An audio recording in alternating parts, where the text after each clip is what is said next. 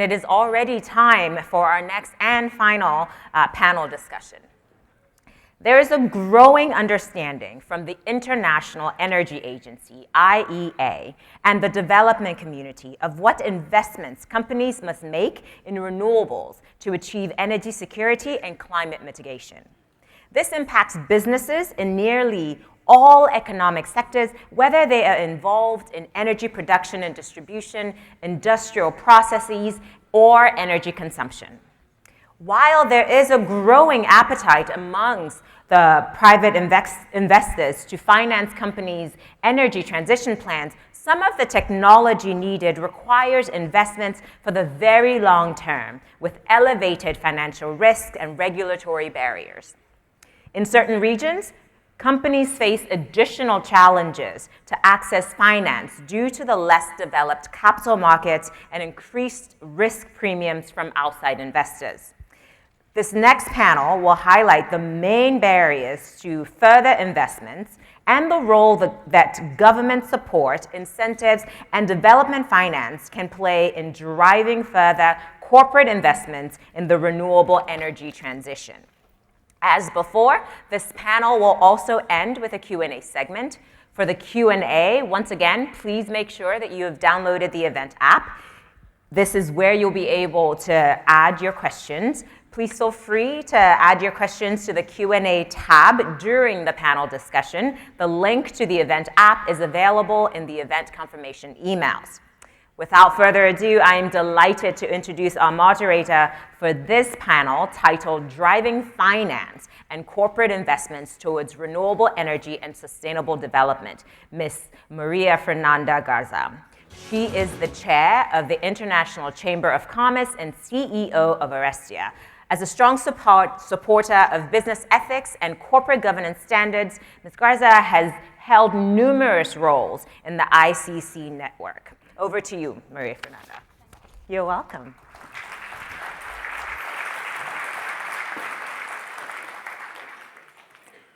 Thank you very much. And it's a great honor to welcome you to this panel on driving finance and corporate investments. Hi. They told me to start right away.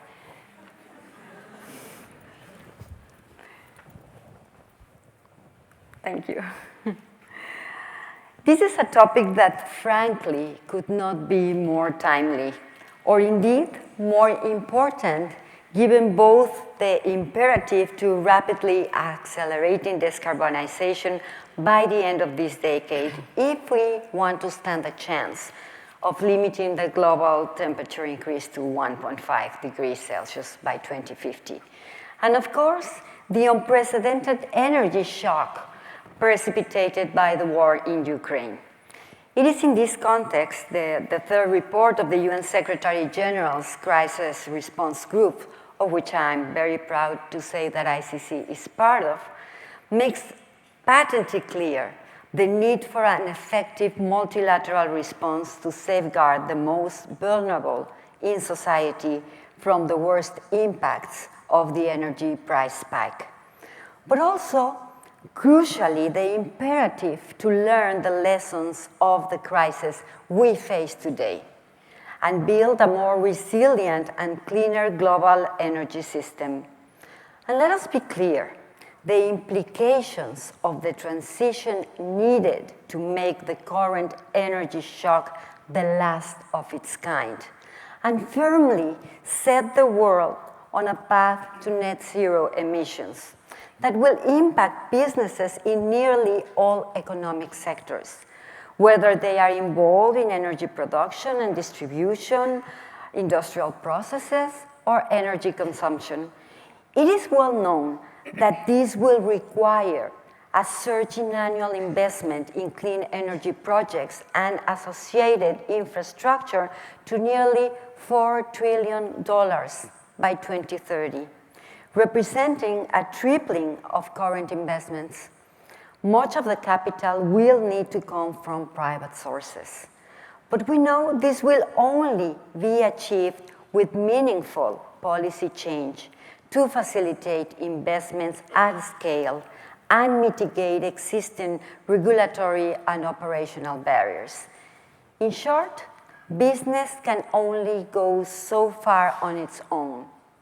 And in my view, it is time for a serious debate on what needs to change to enable the private sector to go further and faster in accelerating the deployment of sustainable and renewable technologies.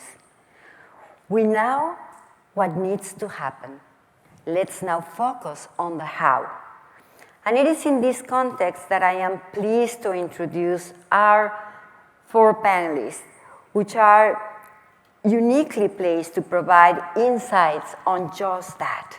First, Francesco Strache, Chief Executive Officer and General Manager of Enel. Bienvenido. Second, Sumant Shina, Chairman and CEO, Renew Energy Global PLC. Third, Damilola Ogunbiji, the CEO of Sustainable Energy for All and Special Representative of the UN Secretary General for Sustainable Energy. And last but not least, Solange Ribeiro, Vice Chair of UN Global Compact and Deputy CEO of Neo Energia. Thank you for sharing this afternoon with all of us. And since we don't have a lot of time, let's go right to the first question. Francesco, as an integrated utility company operating globally, what are the main investments you are making to promote the transition to renewable energy? Thanks for the question and thanks for having me here. It's a big pleasure to see many colleagues of the Global Compact again. Let me tell you, every November, so it will be shortly this November, we hold a Capital Market Day in which we send out a message of what is the investment and what is the effort we're making. And last one, I mean, I cannot tell you the next one, but the last one that we did last year, we announced a plan that was covering the decade, so it ends in 2030. In that plan, our commitment to the transition in general is a commitment of around 210 billion euros worth of investments, out of which 170 would come from us directly, and 40 would be from partners that will partner up with us in certain ventures. That effort is, you can say, roughly divided into renewables and networks, because we strongly believe that definitive decarbonization can only happen if networks are profoundly changed. So the investment in renewables, because that is the question, is going to bring us to treble our renewable capacity, reaching about 154,000 megawatts by 2030. Today, we run roughly 58,000 and growing. So you can imagine this is a lot. I mean, it's kind of a lot of renewable energy. We yearly add about 5,000 to 6,000 megawatts every year, which is more than many companies have in their own portfolio of generation since many, many years. And that we do because in order to feed this growth, we today manage a pipeline of investment opportunities in renewable generation that is composed of about 350,000 megawatts of available projects where to invest and 70,000 megawatts of available project in storage, mostly batteries, that need to be there. So that is the effort on renewables. And the other half of the investment I just mentioned goes into networks, because we strongly believe that they too have to couple together in order to sustain this kind of growth. The dimension is huge. The effort is big. A lot of people are at work on this every day. And of course, it requires the leverage on a lot of financial effort that needs to couple together with this engineering and construction effort. I would add to that that there is another constraint that we have to put in play. That is, we have pledged to do not invest in anything that would not be completed in more than 3 years, which rules out a lot of investments that cannot be completed in less than 3 years. And that is because we strongly believe that the evolution of technology in this field, in renewable generation, is still not completely mature. So there is a lot more to come, and you don't want to get trapped with technologies that get old by the time they're finished. There are constraints, and maybe we will have time to talk about that later on. But we strongly believe that it is not anymore a new thing. So you might remember there was a time where renewables were called alternatives. Now they are the backbone of generation. It's the present future of generation for the next decade, at least. More than 10 years in technology evolution is futile. Yeah. Thanks. Thank you very much. Very interesting approach. And Sumant, as a leading renewable energy company in India, can you also tell us about the investments you're making to promote the transition to renewable energy, please? Sure. Thank you, Maria, and thank you so much to UNGC for having me here. Tough to go after Francesco and the numbers he mentioned. It's because everything is going to look small in comparison.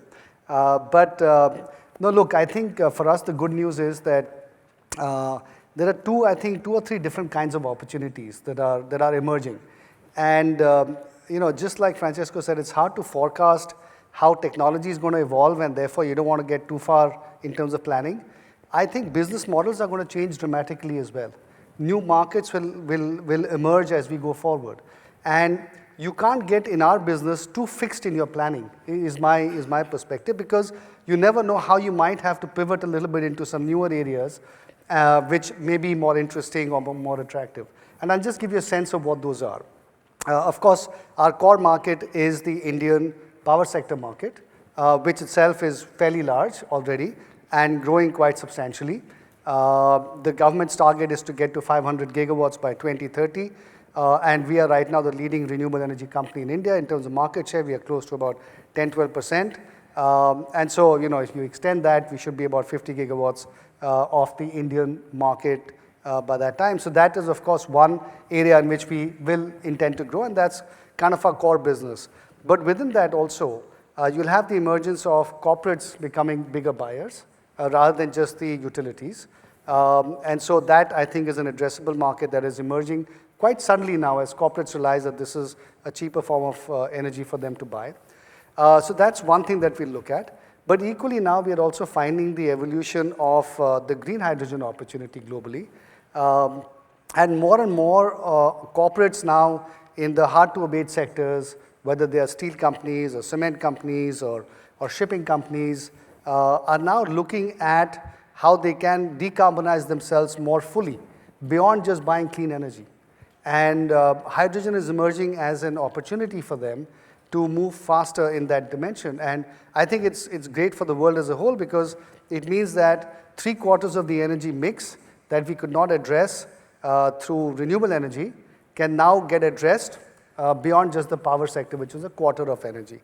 And so that's a whole new opportunity that is emerging right now, and that's going to be a much more global business, because you can now globally trade and move green hydrogen in the form of ammonia. And so therefore, there will be opportunities to set up large green hydrogen or green ammonia generating plants that will be coming up. And so those are things that we'll be looking at as well. In addition to that, one of the things that I'm really seeing now happening is that corporates are becoming a much bigger player in terms of looking at decarbonization themselves. Up till now, we have been driven by governments, but I think more and more it's going to be driven by the corporate sector. And when you look at some of the corporates, they're really very large, and their carbon consumption or emissions are really large. Now, if some of the corporates start on their decarbonization journey, then the question for people like us is how can we be helpful in that journey for them, beyond just being a clean energy provider. And those are the kinds of things that we are beginning to think about right now, which are over and above adding the megawatts that we're going to be doing in India and maybe in a few other countries, doing the green hydrogen, but also essentially emerging or trying to emerge as a decarbonization energy solutions provider. And I think that's going to be a fairly significant opportunity as we go forward. So a chance to really move beyond the boundaries of the clean energy sector. Thank you very much, Sumant. Very interesting. Damilola, Can you complete the picture and tell us other types of investments that companies in other sectors can make to enable the renewable energy transition, such as battery industrial processes, consumption, you know? Yes, and thank you for having me. Before I answer that specific question, I just want to put things in context, right? I'm going to take it from the developing world point of view and focus on Africa. Currently in sub-Saharan Africa, if you kind of remove South Africa, you have 81 gigawatts providing energy to 1 billion people. That's probably the same energy generation you have in a country like Germany. So the gaps are huge. And to fulfill these gaps, we have to recognize that countries like Africa and developing countries are going to need more energy. And we're in a unique position, especially with these two gentlemen and people and lady on the panel, to make sure that that energy is done with a low carbon trajectory. What is currently happening is really not acceptable. In my country, Nigeria, I have like 50 gigawatts of diesel and petrol generation going on. So that is the economy that we're working in. So technologies, all the technologies we need today to solve the energy access gap and to get especially Africa to a point of industrialization is available. I do understand the green hydrogen and we're always looking for better technologies, but we have solar and storage, we have wind and storage, we have it available now. What we don't have is the finance flowing. And one of the challenges that I believe the private sector has is that a lot of the first loss, a lot of the concessional financing that should be happening by other institutions, either government or DFIs or government equipped for this, is not happening fast enough to allow the private sector to really come in at scale. This is really a whole of government and a whole of globe effort. It's not one person do things unless we're not going to get the scale we actually need. And what is going to happen is emerging economies and developed countries are going to get to those points, but there's no scenario where you can achieve your climate goals and leave 1 billion people in energy poverty. It doesn't happen. You won't get there. And I think sometimes we don't put the direct link of climate crisis, technology, development, and energy poverty together. And that's what we try and do in SE4, to explain to people and then to see what are these bottlenecks. And the bottlenecks today is not technology, right? The bottlenecks today is getting finance where it should be, it's getting policy where it should be, and it's getting, and I'm sorry to say, development finance institutions working at the speed of the private sector to allow them to come in and solve the issues. Thank you very much. Very, very interesting to see all the characteristics of the different regions. So, Solange, as an energy company operating in Latin America, can you please speak to the investments that are needed for the renewables energy transition in the region? And what are you doing, if you can give us an example? Good afternoon, everybody. It's a pleasure to be here. Thank you so much for having me here. I'm so pleased to have the discussion, like Francesco was saying, since we were talking about alternative energy. It says our age, because it's back 20 years ago. And 20 years ago, some did invest on that. As an example, is Iberdrola, for instance, our parent company, who had believed on that for quite a while. And I'm very pleased to see now that renewable is a reality. It's a reality because it's competitive.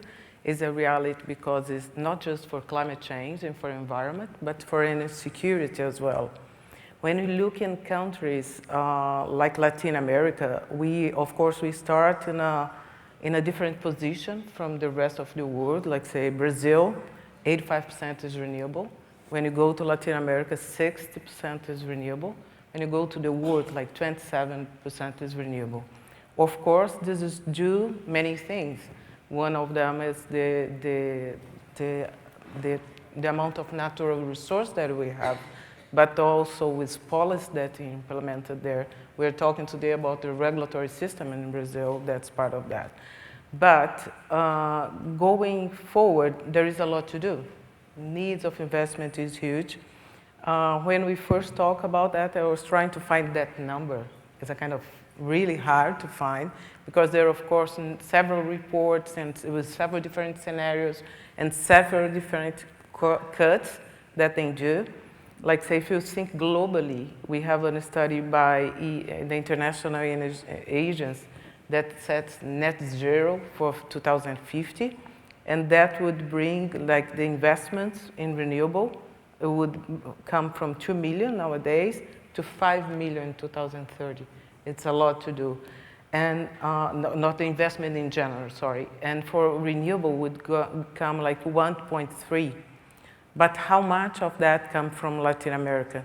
Then we look in another study that shows that it's from IRENA, that shows, focus on the NDC for the countries, and came up with a number that 13% of the investment into renewable would come from Latin America. But as a matter of fact, I think Latin America has a lot to contribute for that. If we think going forward for, like, say, for green hydrogen and things like that, it's a huge opportunity, not only, let's say, renewables, but also nature-based solutions like we were talking before. And the investments over there are going up. If we think about Brazil, the plan is the investment for the next years, 8% should be in renewable, like say, compared with the others. But of course, for that, what is needed for those numbers to achieve to be, because this is good business for all, yeah? It's good business for the society, it's good business.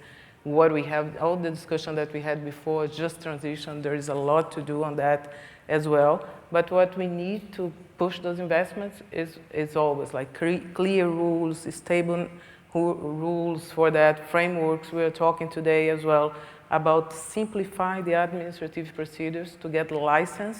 Sometimes it's really hard, part of the investment that what you can get. But I would say, like, to conclude, that it's really, Latin America is a place where the world should look at. I would say Brazil even much, like as someone who can really produce renewable and make a difference. Like say, going further, I would say even products produced by renewable energy, if you do this in place with renewable, that should have value added to that. And I think it's going to be for the whole society and for the investment. Then we have lots to do. Thank you, God. We have a lot of to work going forward. Thank you very much, Solange. And let me get to Francesco. And many people is talking about the financing gap to mitigate the climate change. What are some of the barriers to investments in this energy transition? I think before we speak about the barriers, let's talk about a little bit how the financial community works. Because it is a very strange world. It's a super abstract way of thinking, and it is a very interesting category in which you see values seen in a completely different manner. And it is driven basically by risk and time. So how these two things go together, it's really important we understand the way they mix in the mind of financial community so that we understand why is it that sometimes the energy transition hits some obstacles. And where this is a competitive environment, first of all. So financial world is full of potential competitive interplay. Everybody's looking for money, so who is getting it? I think in the end, those that get it are those that combine the best way, the risk perception and the time dimension. In this sense, I think the decarbonization is slightly at a disadvantage when compared to the status quo, which is, first of all, already accepted, and secondly, it's a relatively low investment, high operating cost environment in which the investor sees a limited risk up front and then diffuses this risk over the years. The energy transition is upfront loaded, so it requires a lot of money up front.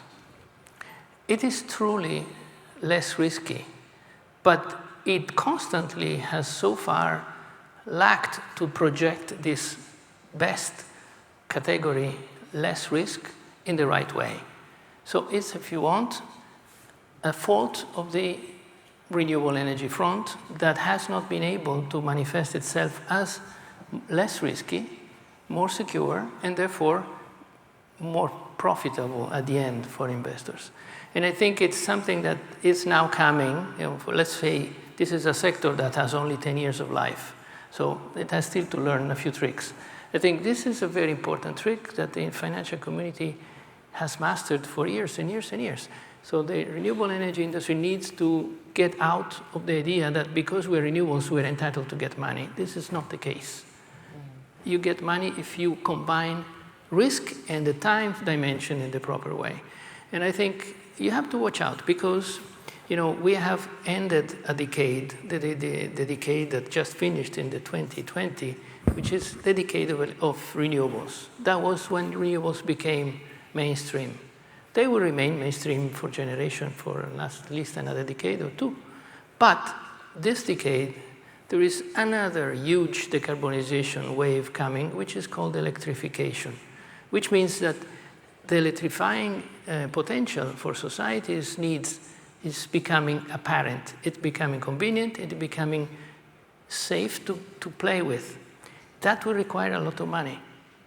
So, for example, renewables will compete with the money needed for cars to electrify. So, for example, renewables will compete with money needed to electrify heating in buildings. What is different between these things? Nothing, or there is something that unites them, that is the fact that electricity is becoming convenient and stably so because renewables are played. And if there is a limit to growth, it is not the money, but it is the capacity to attract it. So we need to change the narrative of renewables from becoming exciting beginner to a mature, reliable investment opportunity. That's really the challenge that the sector has. And if we don't understand that clearly, this sector will suffer now and then loss because they will not, the investors work with a different set of values, and we have to understand that. And I think this community, the renewable energy community to whom I belong fully, has not fully gotten this point yet. I think that's really the limit so far. Thank you very much, Francesco. And Solange, now that Francesco talks to us about these challenges, what is your experience working with development finance institutions globally or locally to support corporate investments? I believe that the financial, from our experience, has a principal role on that. Like say, if we move to Brazil, not only for BNDES, for instance, because as Francesco said, we need long-term financing for that project. In the beginning, we had long-term PPAs, which was also extremely important for that as well. But our experience has shown that it's extremely important, the way they do, exactly. First, because of that, and now, and also we have other experience, for instance, with IFC, with in the European, EIB, and very interesting ones, even with JICA, when we talk about Luz para Todos, all that stuff. We even getting from BNDES finance for transmission lines, calling that they are connecting the renewables and they're blessing like green. We are also discussed today a little bit about how those investments, those corporate investments also are interlinked to ESG as a manner. We start to see already some investments that are connected to targets to ESG that can in the future make the interest better for that. But I would say that investments, the development bank do still play a major role on that because of the timing for investments. Thank you very much. And Damilola, from your perspective, what are some of the mechanisms and facilities that companies can use to make further investments in renewable energy solutions? I think the development finance institutions do play a role. especially when they provide, I'll give you an example of what we do in Sustainable Energy for All. We have a program called the Universal Energy Facility, which is a subsidy program per connection if you connect a customer to a solar mini grid or solar for standalone systems. We typically take up the cost results based about 30%, which is sometimes that viability gap to go by scale. So that's important. And back to the DFIs, when they also kind of support government in large scale, and I'm talking about more the energy access point of view, not the IFCs in terms of connecting to a grid, because you can only connect to a grid when there's a grid, and some of the utilities that we have on the continent, I don't think you can really call a grid. So those investments in the whole value chain, really, the transmission, the distribution, and the metering last mile are critical. For private sector, try to bring the generation aspects of it. There's a lot of plans, and I'm sure Saman will know of, large-scale renewables. But if you look at the value chain, can they actually get to the customers? So that is really, really important, because sometimes private sector will not invest in transmission. They invest in things they can pick up. So utilizing the DFIs to do those type of investments to allow private sector to crowd things is important. But I think there's still that need for grant and subsidy, because it's not just, for a lot of people, it's not just access to renewables, it's also affordability. Right? There's lots of projects where people have been connected, but they haven't been able to afford it. And what comes out is renewables don't work, and that's not right. It's the business models that they put together that didn't work. And I'm sure this is also common for people who have long-term power purchase agreements that they haven't been able to fulfill as well. It's not the technology that didn't work. It's some of the business organizations and how the innovation around the financing that they put together. So we definitely encourage smart subsidy, results-based after connection to crowd in private sector, and a way to just do this faster. We just need to make sure we connect people faster, and we give them hope that they can be connected. We're dealing with a crisis now. We're dealing with about almost 700 million people who have no access at all to electricity. And these figures are getting worse and worse because population is outpacing electricity. And so it's how we do these things at scale. Thank you. And Sumant, as we have been hearing, renewable energy often involves new technologies with unproven business models. How can governments and development agencies help with financing renewable energies investments? So, I think one of the very important things is that you need to have policy stability. If governments keep changing their policies very rapidly, then as a business person, you can't plan for the future. You might start doing a project based on a current regulatory environment, and if that changes very quickly, then obviously your investment might be out of the money quite rapidly. And if lenders see that kind of volatility, they will themselves also not want to invest. And so that creates a bit of a problematic situation. So I think the first thing is that governments need to create a stable policy environment. The second thing is that in a number of countries, certainly in India, and I'm sure in other countries in Africa and so on as well, and certainly through the MDBs, also the multilateral development banks, governments do control a lot of the financial sector as well. And they have to give the right signals to the financial sector as to what kind of lending needs to be done. I think one of the issues we have right now is that there is not enough lending happening from the financial sector in general to renewable energy projects. And part of the reason for that is that there's not enough of a push. And so, and there is also a lot of double counting of commitments that are being made. So I think all of that needs to somehow get taken out, and governments have to set very clear targets in front of at least the part of the financial sector that they control, and certainly also for the multilateral development bank. So I think that's the second thing that governments can do.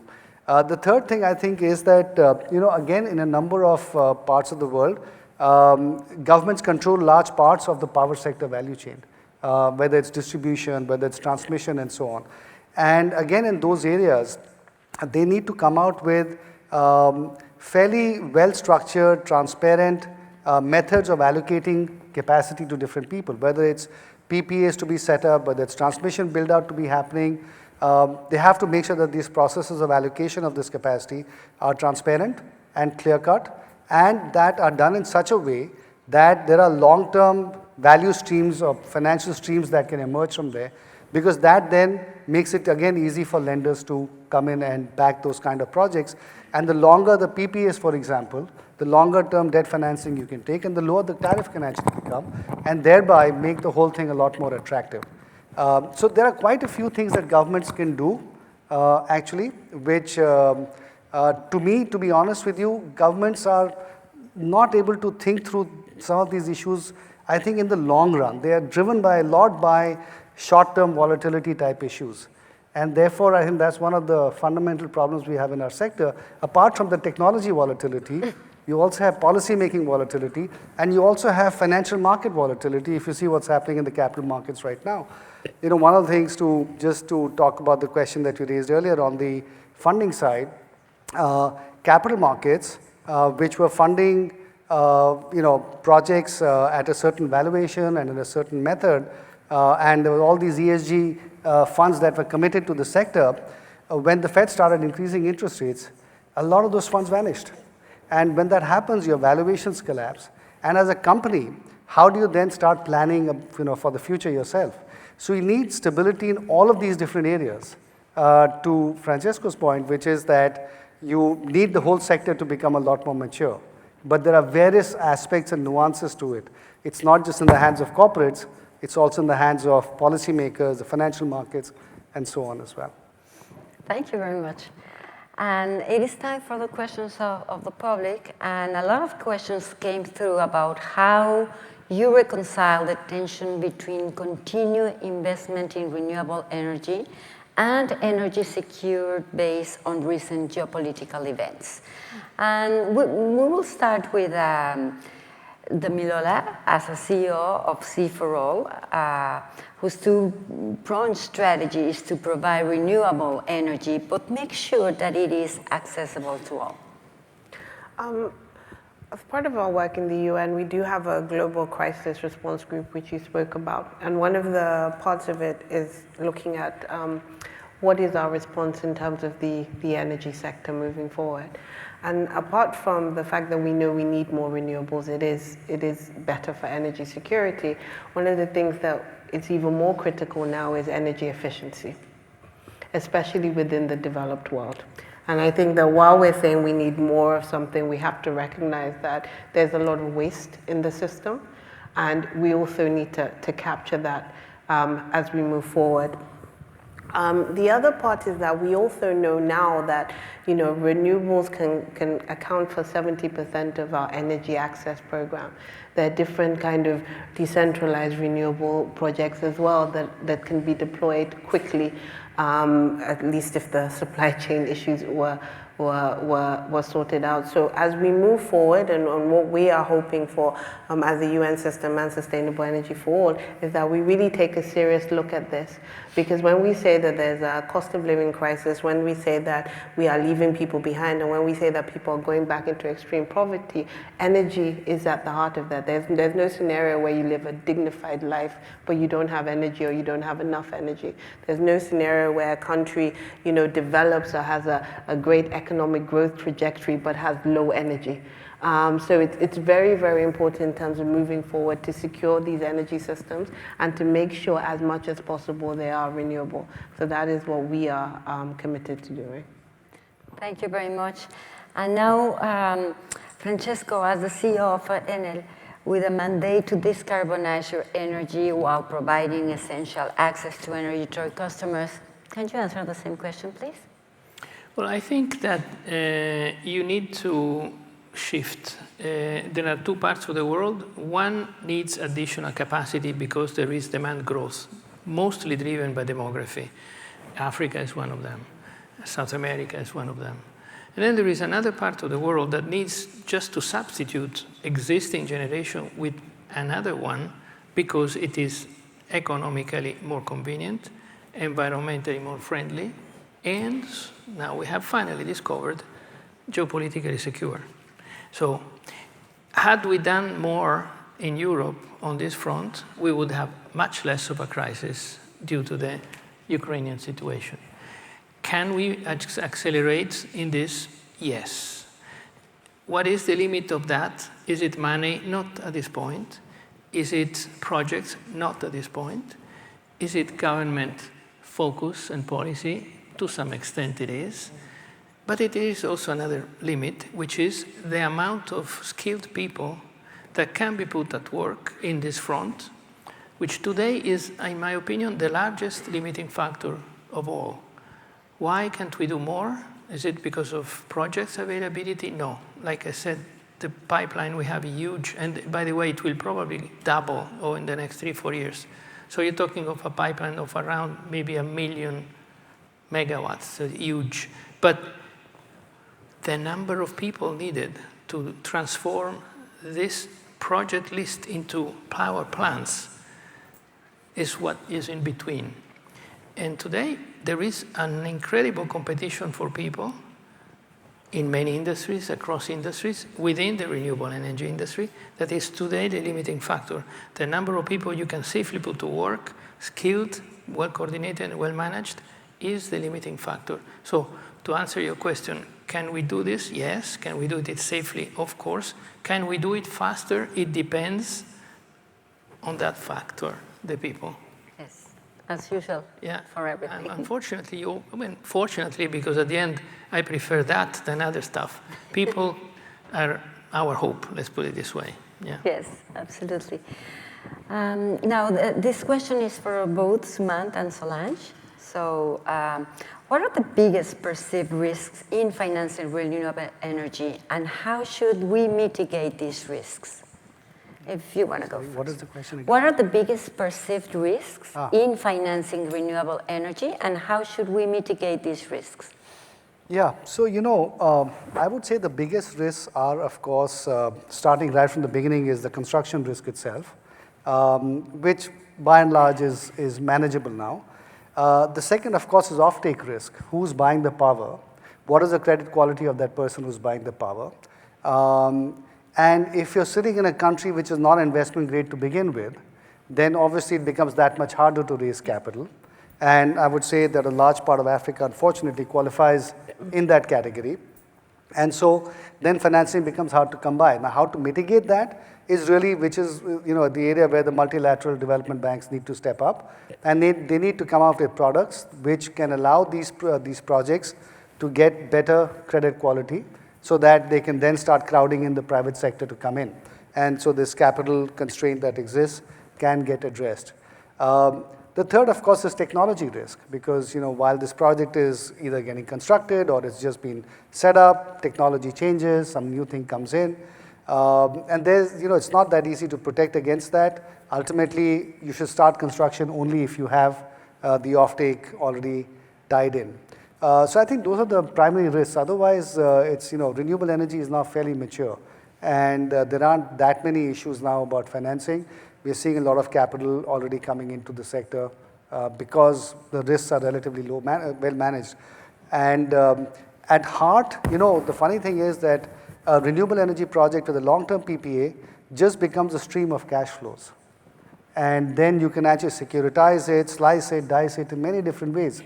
And what you do on the financing side can actually make or break the whole project, and actually can determine how much profitability you derive from it. So the financing and the financial structuring aspect is as important as the technology and the construction aspect in our business. Absolutely. Thank you. Solange? I believe operational and technology is okay. We know how to do. It's very important that you can do upfront measures, make sure that your project stands still wherever it happens. I would say regulatory, and I won't say risks, but what are the main barriers for that? I think I mentioned before, I would say regulatory stability. It's extremely important. And also these barriers through administrative procedures to get the license on time and all of that. It's very important that you, as far as you can make it like long-term PPAs, I think make life extremely easier if you're doing your project in terms of risks. But I would say like regulatory stability, if I have to choose one, changing in routes, I would say it's the barrier that need to be overcome to continue the development of that. Thank you very much to all our panelists. We have clearly heard from all of you on the investment businesses are already making to drive the transition to sustainable energy system. And we should indeed applaud that progress. But I think that today's discussion has also illuminated the policy and regulatory changes that are urgently needed to scale investment in renewables to put us on a path to a greener and more resilient future. And on that basis, my message to the business leaders here today is very simple. Let us unite behind a common agenda for policy change. And let our collective voice through ICC and the Global Compact be heard clearly at COP27 and at this year's G20 summit on the need for a credible action to incentivize and enable investment in the energy transition. The energy crisis that billions face today must be the last of its kind. We know what needs to happen to set the world on a path to achieve this net zero emissions by 2050. Let's speak up. Let's speak out together as one. Thank you. Thank you.